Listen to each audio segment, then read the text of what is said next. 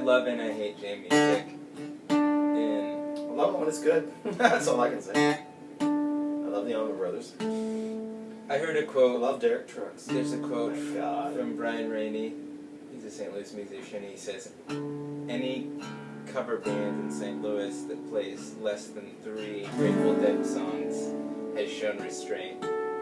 Really? Yeah, because the Grateful Dead in St. Louis are, like, you could start a Grateful Dead cover band in St. Louis and gig All right. 4 nights a week, easily. People love it. I think the groove is there. It's there, you know.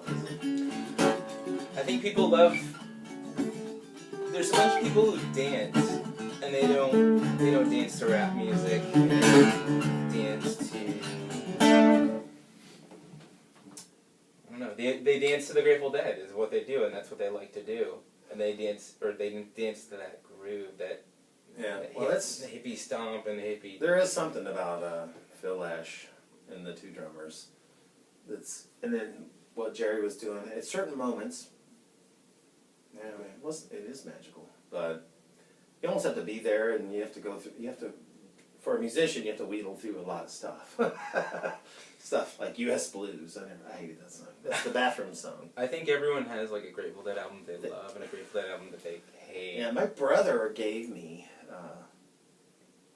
What's the one with Box of Rain? Fuck. What's that album? Not Working Man's Dead. It's before Working Man's Dead. Yeah. Anyway, it had Box of Rain and Friend of the Devil. And, American Beauty? American Beauty. Yeah. Yeah. But I didn't quite like it at first. And Box of Rain. That's my favorite album. It's definitely my favorite album Yeah. right now, for sure. But it took me, that's like we were saying earlier, you have to kind of listen to an album a little bit. And if it's intriguing enough that you listen to it again, it's like Radiohead. They're kind of like that. Like a couple other albums, I fucking hated at first. It's like, there's a couple Neil Young albums that were like that for me. Didn't like them. But after you listen to them a couple, then you're like, you can't listen to anything else. Yeah, you know? Well, you get used to the energy. There's like an energy behind it. Radiohead is one of those things which I'll listen to, and I'll be like sometimes like, wow, like the lyrics that he has on top of the music, they make sense and they don't make sense, and it's like, it's really weird. I mean, sometimes I feel like some of the lyrics in Radiohead are like bad, and then I go back and listen to them. Oh, yeah. And then I'm like, these are genius, So I think the chord changes are bad at first. yeah, it's really. That's for me. The lyrics are great. I never had a problem with his lyrics. I think that's why They're it's weird. Like, They're obtuse, but that's what I'm saying. Like it takes a second for your brain to adjust, but it's like Right. it's like that. It's like the next level for your brain to go to, and it can't click. For real. No, exactly. I don't No, know. you can't grasp it yet because you're not able to. Yeah, you're like a You know. child. Yeah. Yeah. You can't uptake that. Right. Not yet. You need more Radiohead to get there. Exactly. And that's very like that too. And I think some of those bands they are,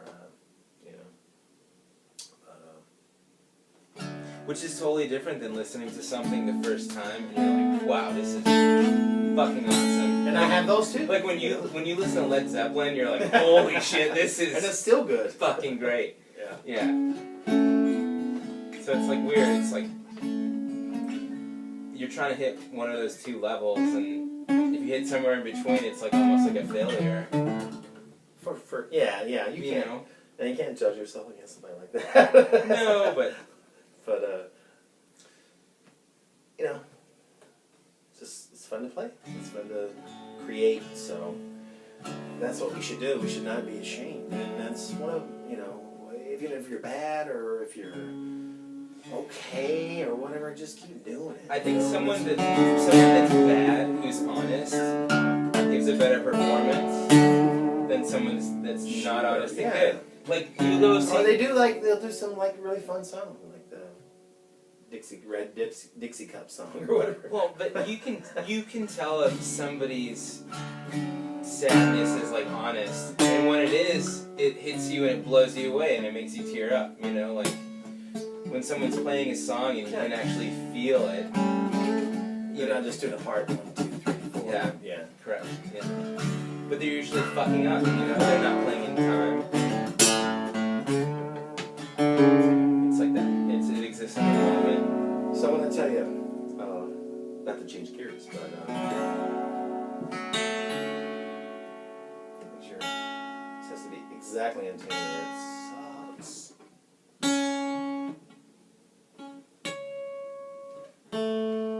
This is one of those songs, that was studio produced.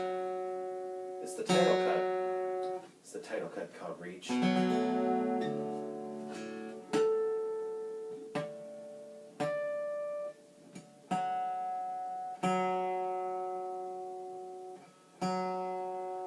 Anyway, just a secret to tell you is that I can't play it and sing it at the same time. Do you know why? Too hard? It's produced in the studio, and even though I might have it, and I'll show you, it's such a weird rhythm. It's slow and weird that I'm getting to where I can almost sing it, but I just need help. People help me. Here it is. It's called Reach.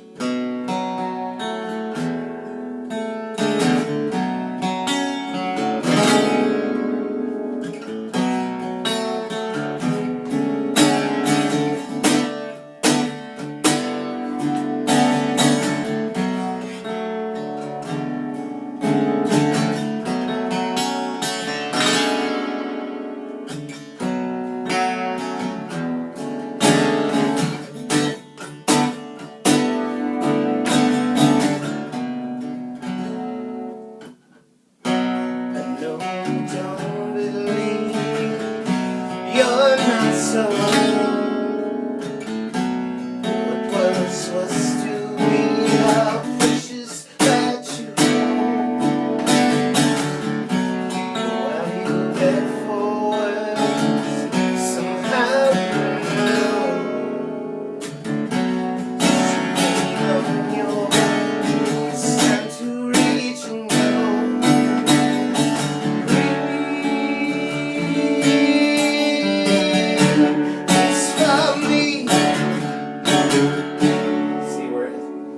So hard.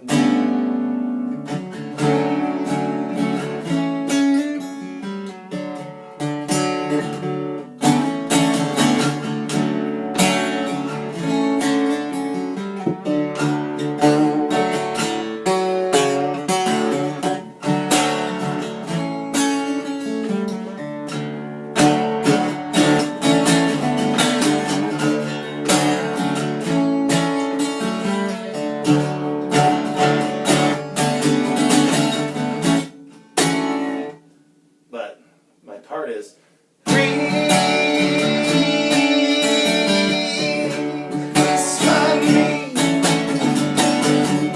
it's so hard to sing it and play that, Right. No, I mean. So naturally, it's one of the songs I veer away from. But I really like the song. It's a really fun song, and it's not a fun song. It's hard as shit. It's just it's just spooky. You seem to really like that song out of all your songs, I think. What's that? And that's one you keep. That one seems to have a special meaning for you. Or am I wrong? Or what? It's kind of nebulous. It's almost like it's one of those songs that you can mean a lot of things, because the lyrics are not real crisp. They're kind What is your favorite song? of ethereal almost. What song do you think you nailed out of the park on your album? Like you couldn't do better, or is there something that you think you could? Well, I think Bottom of the Hill is really clear, and the structure of it is really nice how all the sections fit together and everything. So songwriting wise, that's probably my better one. But I think I got better, Garden Grows is I like the way that feels just because it's country sort of bluesy rock. No, like you were saying before, there's a wave. It's not It's Yeah, not square. I think Real Mysterio, I think's the best. I think that's the best song on there. Second song. You know, something about continuing motion and down by the seat of your pants. That's walk across. it's catchy, like Well, you know but it's an ass shaker. You know, before you know it, you're like, you know. But it's like, it's also wiggly and weird, and it's got, like you said, it's got the weird guitar on it and stuff. The jam feel to it, mm-hmm. which I think really makes it, you know, more appealing to me. I mean, because it's kind of wiggly and flows, and it's got harmony on it too. It's really a drone. It's like one of those drone songs, you know. So it's got so you're just in D forever. But what breaks that up is the sections and, you know, the different treatment of it. The treatments are, there's a spot where I just do, you know, a one thing, you know.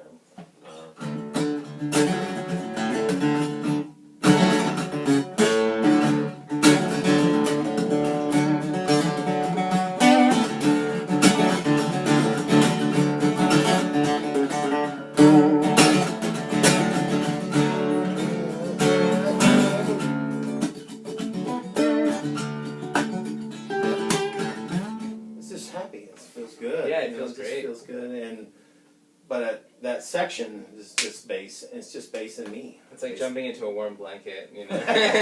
Well, that's nice. It's better than the wet blanket. For sure.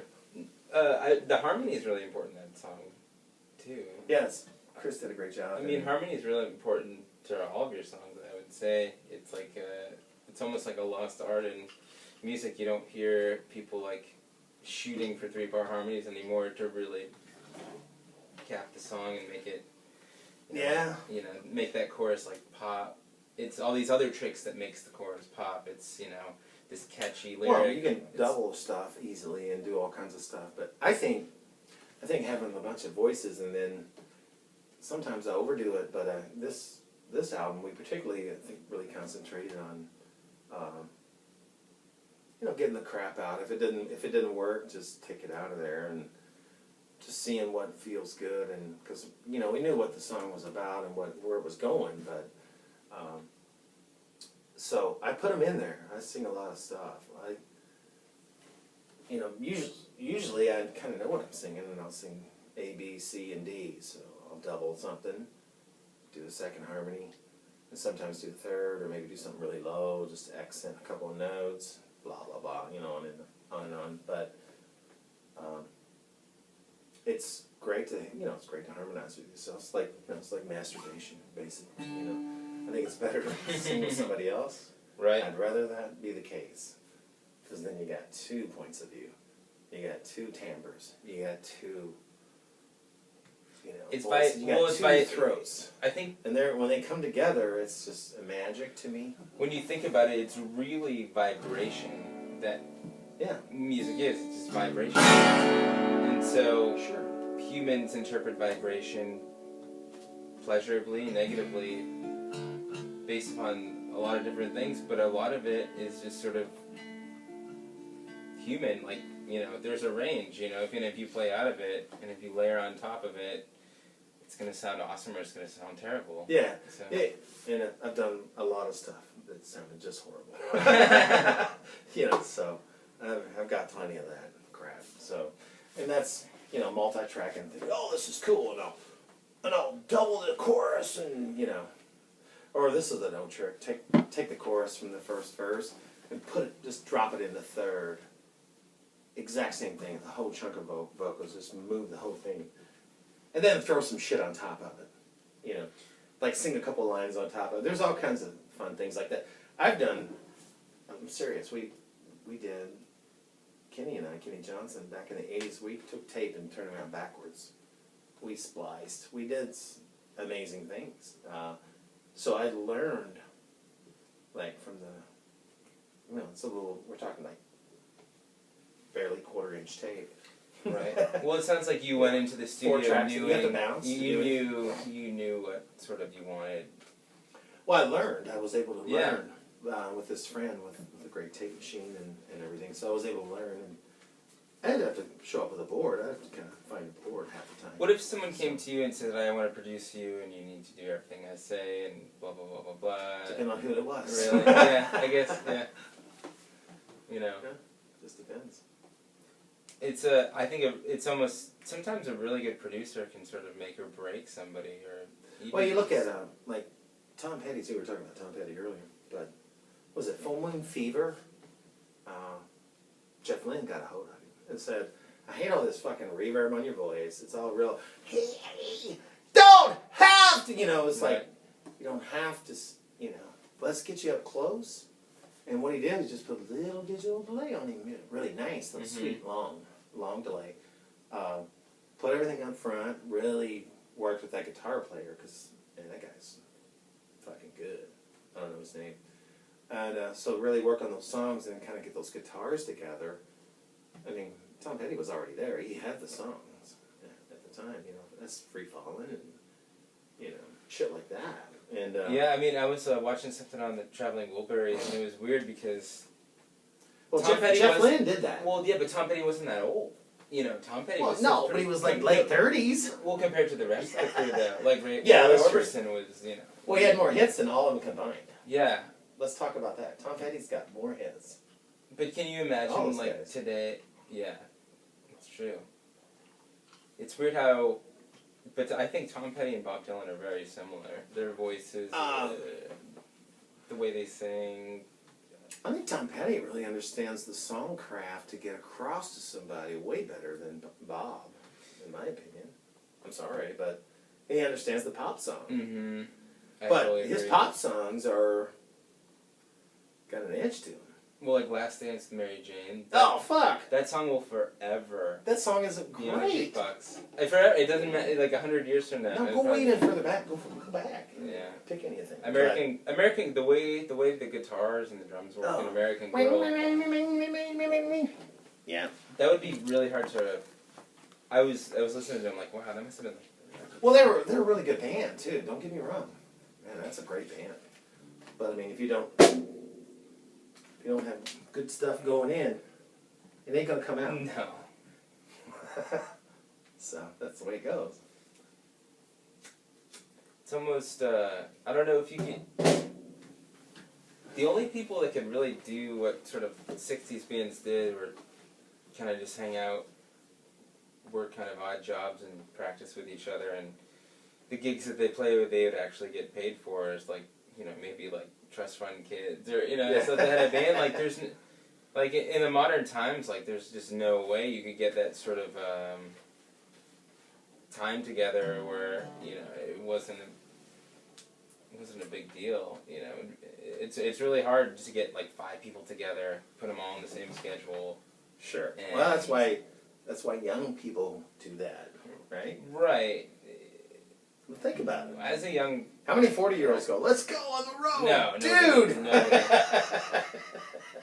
They know it's probably not worth it. I mean, Yeah. Of course they do. yeah. And then you run into different challenges, but I don't. That's kind of where, you know, not to bring myself up, but that's why we're here, right? Right. Right. So that's where I have a problem because I'm writing more. I'm getting more prolific. I'm starting to get a little bit better at playing guitar, and I'm starting to kind of get kind of a theme together. I'm starting to feel like, God, I might have like a theme here. I might be able to kind of pull something off, and you know, I don't even want to tell you how old I am. And so that's exciting, and I'm there. I'm going with it. Thank you for coming, and this is part of that process too, because I would have never done this in the past ever. I've never thought of it, but I'm just like, as my friend said, you know, Chris McKinley, who's singing all over my stuff, and who's just been wonderful. She's the reason why Reach got done, really. Well, they say that fighters... She's like, you got to get this out. You got it. People got to hear this, and you got to fucking. I don't care what you have to do. And I did it. So we got it together, and we got it out. But the thing is, it's like, okay, so here's a piece of art. Okay, here it is. Okay, now what? Now what do you do? Right. You know? So No, sometimes... now it's gotta, like, I want somebody to hear it. You know, Yeah. that's gonna have some power. Well, it's like I said, once you get momentum going, it's so much easier than, you know, if you created something and you're like, oh, I'm gonna try to do something different and go a different direction. Once you got that momentum going, it's a lot easier. Sure.